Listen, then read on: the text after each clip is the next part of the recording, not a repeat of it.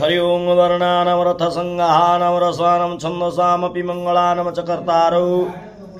वन्दे वाणी विनायकौ ओं नमो भगवते वासुदेवाय नारायण नमस्कृत्यं नरं चैव नरोत्तमं देवीं सरस्वती व्यासं ततो जयमुदीरयति मुखं करोति वाचालं पङ्गुलं यते गिरिजत्रो वातमं वन्दे परमानन्द माधव परमानंद हे माधव पुरी रही च सर्वजीव गोविंद गोविंद गोविंद पदुगलु झिम करंद सेम करंद पान करी हेड़े तरिले ब्रज नारी से ब्रज नारी पयरे मन मोरहु निरंतरे मन मो निरंतरे रहु आकृष्ण बोली जीव जाऊ आकृष्ण बोली जाऊ जीव मते उधार वासुदेव नमामि नमामि नमामि नमस्ते गुरुदेव स्वामी श्री गुरु चरणे नमः श्री भागवत आरंभ हरि हरि बोल नमो भगवते वासुदेवाय एकादश स्कंद प्रथम अध्याय नमः नृसिंह चरण अनादि परम कारण लीला विधृत कलेवर देव मानवे अगोचर माया संसार जार लीला जनाम भव जले भेला करुणा कटाक्ष प्रकाशे भक्त जन दुख नाशे तापादे शरण मोहर एणे तरी विभव घोर से हरिचरित प्रकाश मुक्ति लक्षण एकादश ए भागवत धर्म कथा हिड़े खंड भवभ्यता नारद वसुदेव वाणी निमिराजने नवमुनि उद्धव निस्तारण वाणी जहा कहिले चक्रपाणी एक था पाकृते प्रकाश आरंभे जगन्नाथ दास व्यासनंदन मुख शुणी निर्मल भागवत वाणी साधु संग में गंगा तीरे सुख चरण धरी करे आनंदे करी अश्रुपात बोले अभिमन्यु सुत राजा परिगित उवाच भूमुनि नमे तपयरे मते उधर ए संसारे कह श्रीकृष्ण गुणमान पुणी की कले भगवान शिशुकुवाच देवंक व्याकुले मुरारी अवनी तले अवतरी अंशे मनुष्य रूप धरी जादव तुले राम हरि दुष्ट धनु जगण मारी अवनी भारा हेले हरि कुरु पांडव मध्य हरि माया कुंडले भेद करी कपट पसावन भाष आकर्षि द्रौपदी केश भीम को विष लड़ू देही जतुर घरे अग्निदायी ए आदि जेते कष्ट मान पांडवे देला दुर्योधन से अपमाने क्रोध बही संगते घेनी पांच भाई निमित्त करी तांकु हरि अनेक क्षयिणी मारी भारानी बारी भगवान अंते चहलिले निज स्थान जादवे कृष्ण भुज बले अजय महिमंडले ताहांकु संगे घेनी करी दुष्ट राज प्राण हरि मनरे करंती विचार जावत छंती जदुवीर तावत पृथ्वीर भार श्वास काहि अछि यार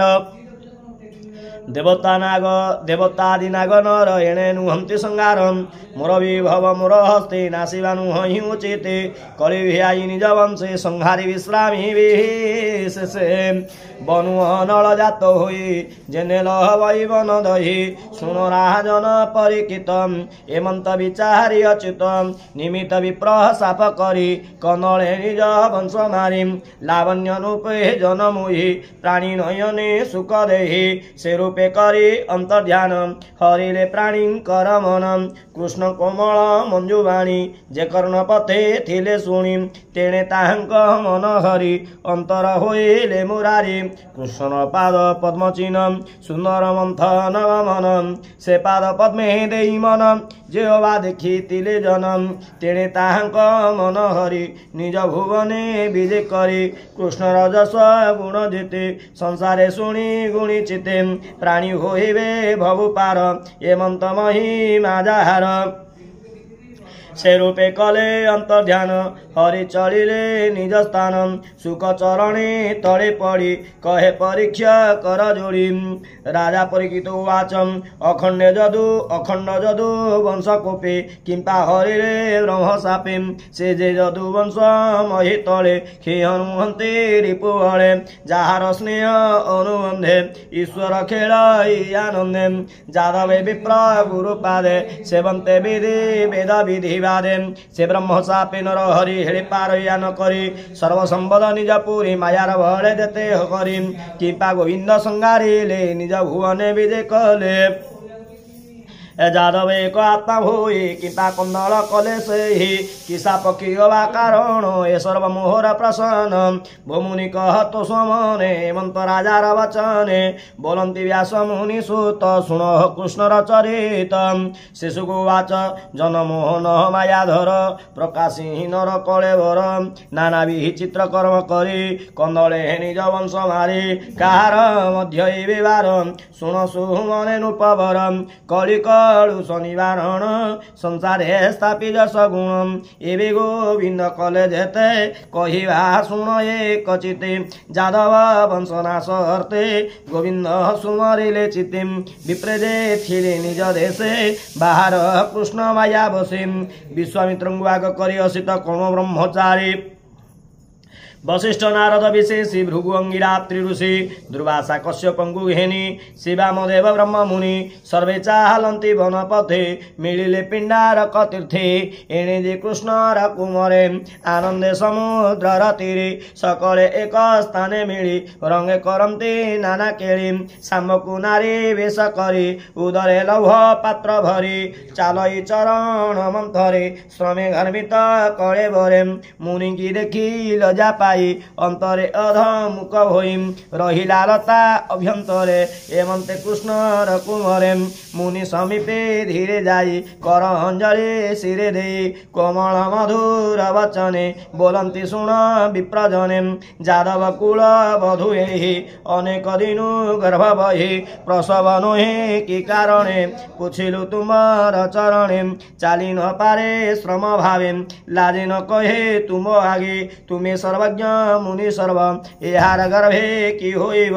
पुत्र दुहिता किबा जात माया न करे कह सतम शुणी से कपट वचन कोपे भलंती मुनि जनम ए नारी गर्भवास वाणी आम्हे जानिलु परिमाणी एहार गर्भे हेब बाल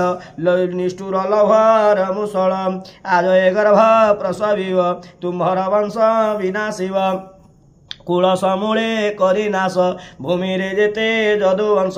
एमंत कही गले मुनि कृष्ण कुमरे ताहा शुणी वज्र पड़िला जेन्हे मुंडे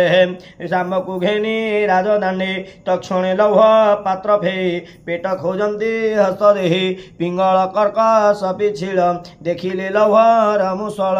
गर्भ पड़िला वज्र प्राय देखि कंपंदे महाभयी लौह मुसळ तेज भरी चक्षु बुझिले बेनी करे बोलंती कलु मंद कर्म किबा बोलिबे कृष्ण नाम हेमंते श्रीकृष्ण रसुते लौह मुसळ घेनी अस्ति उग्रसेनर सभातले मिलिले हृदय विकले लौह मुसळ तले थोई कहंती सभा मुख चाई आम्हे जे क्रीड़ा कहूतुके खेलंती तीर्थ पिंडारके शामकु नारी वेश करी उदरे लौह पात्र भरी मुनि को पचारिलु भावे ए घर प्रसव प्रस्तावे शुणी कोपिले मुनि जने वन गहन पथ श्रमे बोहिले गर्भे अच्छी बाल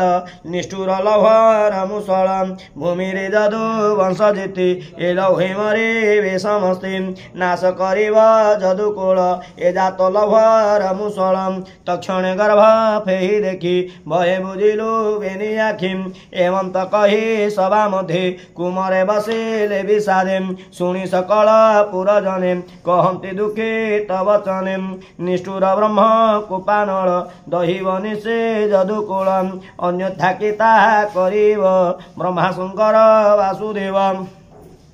भये तरस्त सर्वजनम बदनु नस्फुरे वचनम तादेखि राजा उग्रसेन मृत्युंगु बोलंती वचनम ए लौहगिरी शिखे नेहि घस समुद्र जल देहि निशेष करी लौह घस जेमंते नर हई शेषम तक्षणे राजा आज्ञा पाई मुसळ घेनी बेगे जाई पर्वते समुद्र जले लौह घसंती भुज बळे घसंती लौह चूर्ण शिळे पड़ई समुद्र जले जले अनेक दिन घसी उसे अल्प रहे अवशेषे अंगुली छिड़े घर सणे निष्ठुर निशेष करणे न पारी पकाइले जले घोर गभीर मीन मेले लघु पड़ते घोर पानी आहार प्राय ताहा मणि मीन घेलिला अति बेगे से मीन मत्स्य गण संगे चरन्ते समुद्र जले जाले पड़िला रात्र काले धीवर मीन नहीं एका जरा सबरे देला देखा